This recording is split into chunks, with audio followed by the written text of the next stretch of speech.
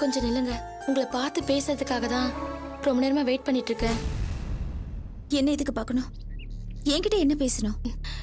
நடந்ததெல்லாம் நடந்ததாவே இருக்கட்டும் அண்ணி. இனிமே நடக்கிறதாவது நல்லதா இருக்கட்டும். தயவு செஞ்சு வீட்டுக்கு வாங்க அண்ணி. இதெல்லாம் குடும்ப விஷயம், பெரியவங்கள பார்த்து முடிவெடுக்க வேண்டிய விஷயம்.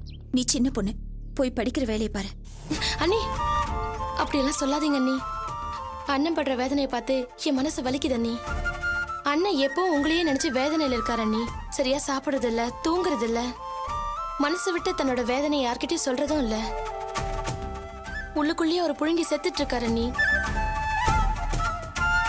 நீங்க எப்படி சின்ன வயசுல இருந்தே உங்க குடும்பத்துக்காக கரண்டி பிடிக்க ஆரம்பிச்சீங்களோ, அதே மாதிரிதான் எங்க அண்ணனும் சின்ன வயசுல இருந்தே எங்க குடும்பத்துக்காக ஸ்பேனர் பிடிக்க ஆரம்பிச்சாரு.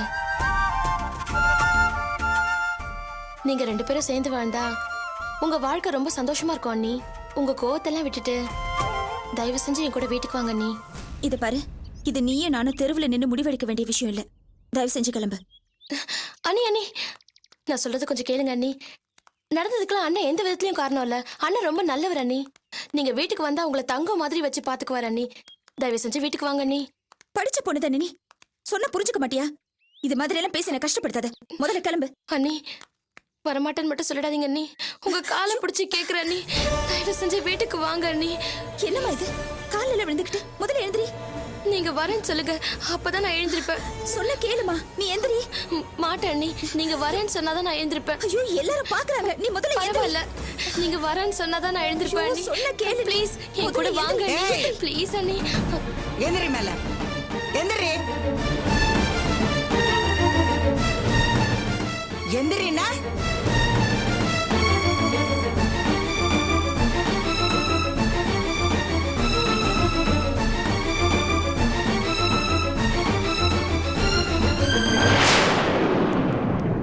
என்னடி கால்ல விழுந்து அழுது புலம்பி என் பொண்ணு மனசை மாத்தி உங்க வீட்டுக்கு கூட்டிட்டு போலான்னு வந்தியா?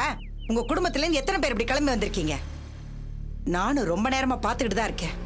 நீ தெருமனையில நிக்கும் போதே சந்தேகப்பட்டேன், இப்படி ஏதாவது ஏடாவிடமா நடக்கும்னு. ஏன் சந்தேகம் சரியாதான் போச்சு. என்ன உன்னை தூது விட்டுருக்காங்களா? என்னை யாரும் தூது அனுப்பல. நானாதான் அண்ணியும் அண்ணனையும் சேர்த்து வைக்கலான்னு வந்தேன் அத்தை. அத்தையா? யார் கிடையாது? நான் என்ன உங்க அப்பா கூட பிறந்தவளா, இல்ல உங்க ஆத்தாக்காரி என் புருஷன் கூட பிறந்தவளா? அத்தையாமே அத்தை. ஏண்டி நீ வந்து கூப்பிட்டதும் உடனே என் பொண்ணு உன் பின்னாடியே வந்துருவாளா? நான் என் பொண்ணு அப்படி வளர்க்கல. எவ்வளவு தூரம் சொன்னாலும் உங்க குடும்பத்துக்கு சூடு சொன்னே இருக்காத. சும்மா வந்துகிட்டு. நீ வாமா போலாம், வா. அண்ணே அண்ணே, நான் சொல்றது கேளுங்க அண்ணி. வாங்க அண்ணி, நம்ம வீட்டுக்கு போலாம். ஏய் போடி. அண்ணே அண்ணே வாங்க அண்ணி. ஏய் நம்ம வீட்டுக்கு போலாம், வாங்க அண்ணி. ஏய் கைய விடு. நான் உங்க கையை விட மாட்டேன். வாங்க அண்ணி, கைய விடு. வீட்டுக்கு போலாம் வாங்க. நான் எங்க அண்ணன் எல்லாம் வீட்டுக்கு போக மாட்டேன். வாங்க அண்ணி போலாம். வாங்க அண்ணி ப்ளீஸ். சொல்லிட்டு இருக்க. ஓடி போடின்னு சொல்லிட்டு இருக்க. போடி.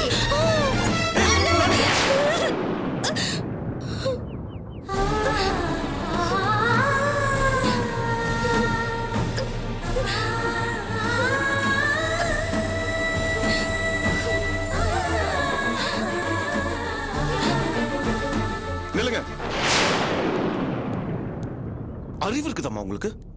சின்ன பொண்ணுங்க பார்க்காம இப்படி தள்ளி விடுறீங்க? இது வரைக்கும் நாங்களே எங்க தங்கச்சி மேல கை வச்சது இல்லம்மா. இப்ப அவ என்ன தப்பு பண்ணிட்டான்னு இப்படி தள்ளி விட்டீங்க? போதும் போதும். இவ்வளவு நேரம் உன் தங்கச்சி நடிச்சிட்டு இருந்தா, இப்ப நீ நடிக்க ஆரம்பிச்சிட்டியா? முதல்ல தங்கச்சியை தூது விட்டுட்டு பின்னாடியே வேவு பார்க்க வந்தியா? அது எப்படி? உன் குடும்பத்துல சின்னதுல இருந்து பெருசு வரைக்கும் நடிச்சு கொட்டுறீங்க. நிறுத்துக்குமா. நாங்க யாரும் நடிக்கல. என் தங்கச்சி இங்க வந்தது கூட எனக்கு தெரியாது. நீங்க தான் குடும்ப விஷயத்தை நடு ரோட்ல வச்சு பேசிட்டு இருக்கீங்க. யாரு கஷ்டமல்ல? யாரு? நானா நடு ரோட்ல நின்னு பேசுறேன்? தோ உன் அருமை தங்கச்சி தான் என் பொண்ணு கால்ல விழுந்து ஓன்னு அழுது ஆர்ப்பாட்டம் பண்ணிட்டு இருந்தா. அதுக்கப்புறம் தான் நான் வந்து பேசினேன். நீங்க எல்லாருமா சேர்ந்து என் பொண்ணு மனசை மாத்தி உங்க வீட்டுக்கு கூட்டிட்டு போலான்னு நினைச்சீங்களா? நல்ல வேலை நான் பாத்துட்டேன். இல்லன்னா அண்ணனும் தங்கச்சிமா சேர்ந்து என் பொண்ணுக்கு மயக்க மருந்து கொடுத்து கடத்தி கொண்டு போயிருப்பீங்க. இத பார், நிக்கிற பார் என்ன கோலத்துலன்னு. இதுதான் உன்னோட உண்மையான கோலம். இதை விட்டுட்டு என்னமோ பெரிய இன்ஜினியர் அது இதுன்னு சொல்லி ஏமாத்தி கல்யாணத்தை பண்ணிட்டு, அதான் நான் உன் குடும்பத்தை வச்சே சொல்லிட்டேன்ல, இனிமே என் பொண்ணை உங்க வீட்டுக்கு எக்காரணத்தை கொண்டு அனுப்ப மாட்டேன்னு. அப்புறம் எதுக்கு என் பொண்ணு பின்னாடியே சுத்திக்கிட்டு இருக்கீங்க? உங்க உடம்புல எல்லாம் நல்ல ரத்தம் ஓடிச்சுன்னா இனிமே என் பொண்ணு பின்னாடி வரதை நிறுத்திக்கங்க. இல்ல நான் மனுஷியாவே இருக்க மாட்டேன். ஆமா, நீ வாமா.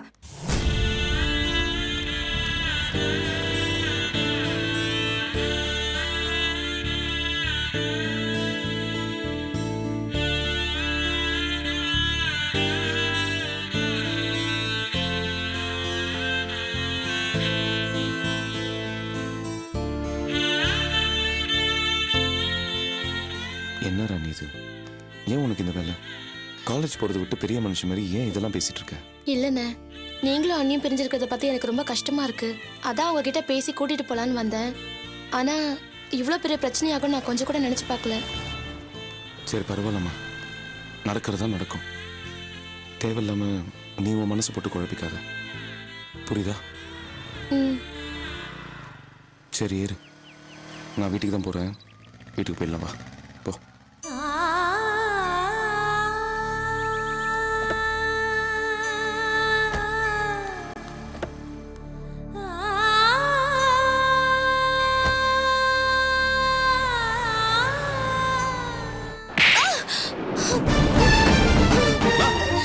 என்னமா இது? பாவம் அவளே அவமானப்பட்டு வந்து நிக்கிறான். அவளை போய் இவன் மட்டும் அவமானப்பட்டு வந்திருக்கா? நம்ம மொத்த குடும்பத்தையில அவமானப்படுத்திட்டு வந்திருக்கா? இதெல்லாம் இவளுக்கு தேவையா? காலேஜுக்கு போனோமா வந்தமான்னு இல்லாம இவ எதுக்காக அந்த பொண்ணு காலில் போய் விடணும்? நியாயமா பார்த்தா அவங்க மொத்த குடும்பமும் நம்ம காலில் விழுந்து எங்க பொண்ணை ஏத்துக்காங்கன்னு கெஞ்சணும். அதை விட்டுட்டு இவ போய் அந்த பொண்ணு காலில் விழுந்து கெஞ்சிருக்கானா? என்ன நினைச்சிட்டு இருக்கா இவன் மனசுல? அவ்வளவு பெரிய மனுஷி ஆயிட்டாளா இவ? கொஞ்சம் பொறுமையா இருங்க, நான் சொல்றேன். இதை பாரு நீ, நடந்த பிரச்சனையெல்லாம் பேசி தீர்க்கறதுக்கு பெரியவங்க இருக்காங்க. நீ எதுக்குமா தேவையில்லாம அவங்ககிட்ட போய் அவமானப்படுற? சின்ன பொண்ணுன்னு கூட பார்க்காம அவங்ககிட்ட எப்படி நடந்துக்கிட்டாங்க பத்தியா? இதை பாரு, வீட்டில் நடக்கிற பிரச்சனை பத்திலாம் கண்டுக்காம உங்க கவனம் பூராவும் படிப்புல இருக்கணும், புரியுதா? அப்படியெல்லாம் நல்லா கண்டுக்காம இருக்க முடியாதுண்ணா. பாத்தியா, இவ்வளவு அடி வாங்கி கூட இன்னும் இவளுக்கு புத்தி வரல. இன்னும் ரெண்டு போட்டேன்னா நீங்க பின்ன என்னன்னா, சின்ன வயசுல இருந்து நாங்கெல்லாம் சந்தோஷமா இருக்கோம். நீ எவ்வளவு கஷ்டப்பட்டிருப்ப. அப்படிப்பட்ட நீ முதல்ல ஆசைப்பட்டது அண்ணி மேலதான்.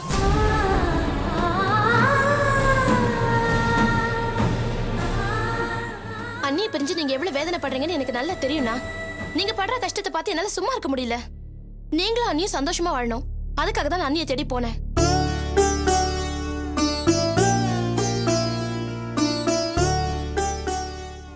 ஏண்டி, உங்க அண்ணன், நான், உங்க பெரியப்பான்னு எல்லாரும் போய் கூப்பிட்டு வராதவ நீ போய் கூப்பிட்டா மட்டும் வந்துருவாளா?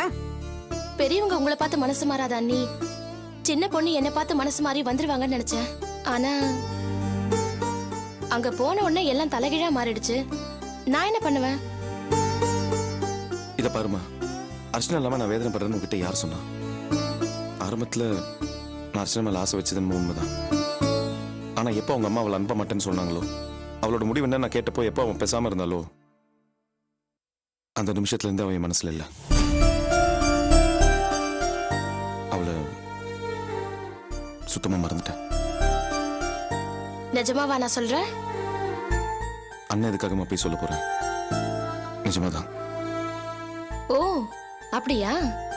இருங்க.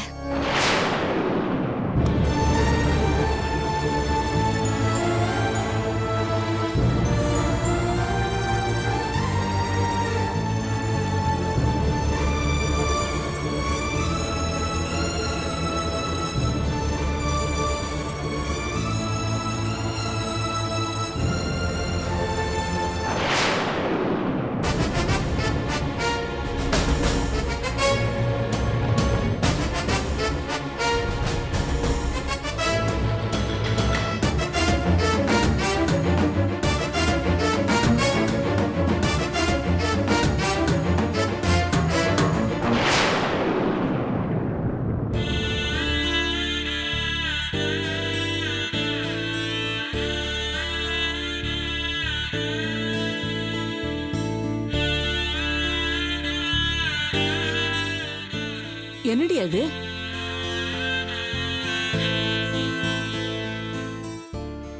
கல்யாண ஆல்பமே இன்னும் ரெடி ஆகல. ஆனா 2 நாளுக்கு முன்னால இந்த போட்டோ வீட்டுக்கு வந்துருச்சு.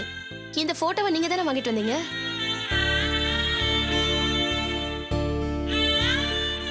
யாருக்கும் தெரியாம திருட்டுத்தனமா நீ இந்த போட்டோவை பார்த்து வேதனைப்படுறத நான் பார்த்திருக்கேன்னா.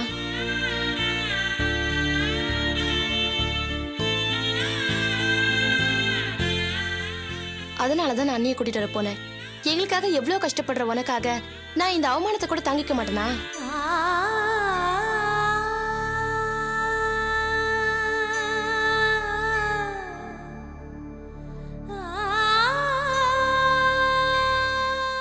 சரி விடு ராணி, உங்க அண்ணன் மேல வச்சிருக்கிற பாசத்தை புரிஞ்சுக்காம நான் வேற அடிச்சிட்டேன். யார் அடிச்சா? உங்க அம்மா தானே. சரி வாங்க 2 பேரும் சாப்பிடுங்க. அம்மா, எனக்கு பசிக்கலமா. என்ன செல்வா, தினம் இப்படியே சொன்னா எப்படி? நீ சாப்பிடாதனால ராணி சாப்பிட மாட்டேங்கிறா. ஆக்கி வச்ச சாப்பாட்டை தினமும் கீழே கொட்ட வேண்டியதா இருக்கு. நீ ஏமா சாப்பிடாம இருக்க? நீ சாப்பிடாம இருக்கும்போது நான் மட்டும் எப்படி நான் சாப்பிடுறது? பைத்தியமாமா நீ? படிக்கிற புள்ள சாப்பிடாம இருந்தா என்ன வருது? நீங்க போய் சாப்பிட எடுத்துக்கமா, போங்க. வா வாங்க.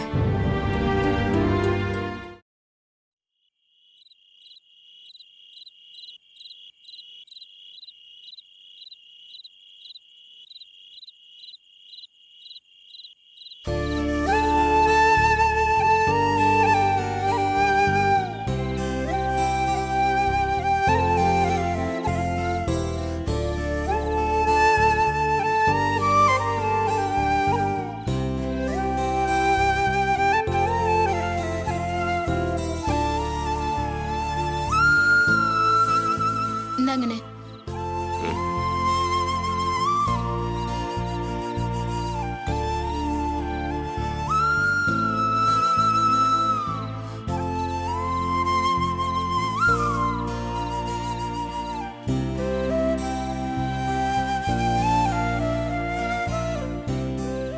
என்னம்மா? என்னண்ணா ரொம்ப அப்செட்டா இருக்க? இல்லம்மா, நல்லா தானே இருக்கேன். வேலை கிடைக்கலன்னு கஷ்டமா இருக்கா? உனக்கு இருக்கிற எக்ஸ்பீரியன்ஸ்க்கு ஒரு கம்பெனி இல்லைன்னா இன்னொரு கம்பெனில கண்டிப்பா வேலை கிடைச்சிடும்னு.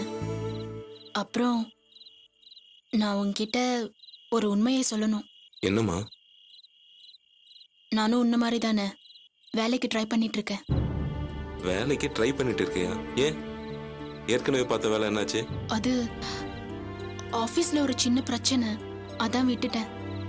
ஏற்கனவே வீட்ல அர்ச்சனாவோட பிரச்சனையே பெருசா இருக்கு. எதையும் சொல்லி யார் மனசையும் சங்கடப்படுத்த வேணான்னு தான் உங்ககிட்ட இருந்து மறைச்சிட்டேன். காவ்யா, வேலையை விட்டுட்டு வர அளவுக்கு ஆபீஸ்ல உனக்கு என்னம்மா பிரச்சனை?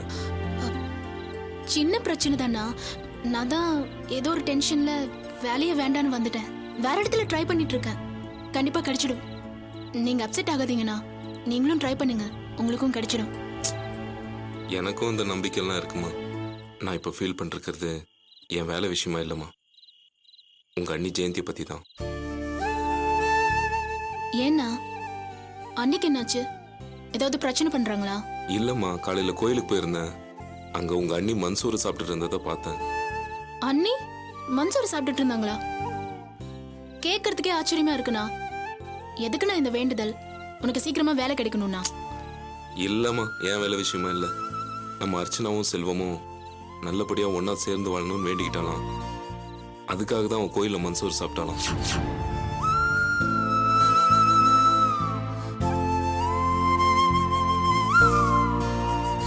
எனக்கு ஒரு வாழ்க்கையை அமைச்சு கொடுத்த அர்ச்சனாக்காக ஒரு நல்ல வாழ்க்கையை அமைச்சு கொடுக்கணுங்கிறதுக்காக தான் நல்ல இடமா பார்த்து இந்த கல்யாணத்துக்கு ஏற்பாடு பண்ணோம். அண்ணி இவ்ளோ தூரம் மாறி இருக்காங்கங்கிறது நம்பவே முடியலண்ணா. அண்ணா, அண்ணி சொல்றது எனக்கு சரின்னு தான் படுது. ஏன்னா அண்ணி மட்டும் இதுல சம்மந்தப்பட்டிருந்தா தப்பு நடந்திருக்கலாம். அப்பாவும் இதுல சம்மந்தப்பட்டிருக்கிறதுனால அண்ணி சொல்றதுல ஏன் உண்மை இருக்கக்கூடாது? எதையும் தீர விசாரிக்காம எடுக்கிற முடிவு தப்பா கூட இருக்கலாம் இல்லையா? அண்ணி மேல ஏற்கனவே நீ வெறுப்பா இருக்கிறதுனால அவங்க செய்யற நல்லது கூட உனக்கு தப்பா தெரியுது. எதுக்கும் நீ ஒரு தடவை நேர்ல போய் செல்வத்தை பார்த்து விசாரிச்சா நல்லதுன்னு படுது. அண்ணா, ஒருவேளை அண்ணி சொல்ற மாதிரி செல்வம் நல்லவரா இருந்து நாம கண்டுக்காம விட்டுட்டா அதனால பாதிக்கப்பட போறது நம்ம அர்ச்சனாவோட வாழ்க்கை தானேண்ணா. அண்ணி சொல்ற மாதிரி கொஞ்சம் நேர்ல போய் பேசி பாருண்ணா. அதுக்கப்புறம் உன் மனசுக்கு எது சரின்னு படுதோ அது மாதிரி செய். நாளைக்கே செல்வத்தை நேர்ல பார்த்து பேசுறேன். சரி, மறக்காம குடிச்சிடுன. சரிம்மா.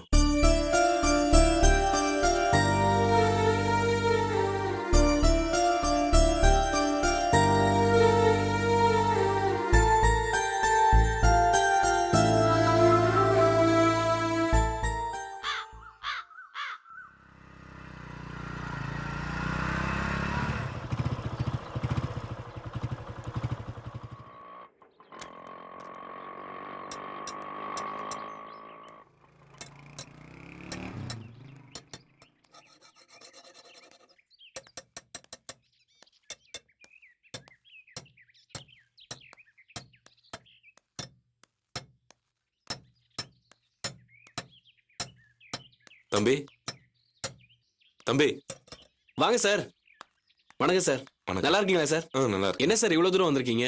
செல்வத்தை பார்க்கலான்னு வந்தேன். அண்ணன் வண்டி எடுத்து ட்ரையல் பார்க்க போயிருக்காரு சார். ஒரு 10 நிமிஷத்துல வந்துருவாரு. சரி. ஒரு நிமிஷம் உட்காருங்க சார். உட்காருங்க சார். சாப்பிட்றதுக்கு கூல் ட்ரிங்க்ஸ் வாங்கிட்டு வரேன் சார். அதெல்லாம் ஒண்ணும் வேணாம். இருங்க இருங்க சார், வந்துடுறேன் சார். சாப்பிட்டு தான் வந்தேன். அதெல்லாம் ஒண்ணும் வேணாம். இல்ல சார், வாங்கிட்டு வந்துடுறேன் சார். அண்ணன் வந்தா அப்புறம் திட்டுவார் சார். நில்லுப்பா, அதெல்லாம் வேண்டாம். நீ போய் வேலையை பாரு போ. சார், அண்ணன் வந்தா என்ன திட்ட போறாரு சார்.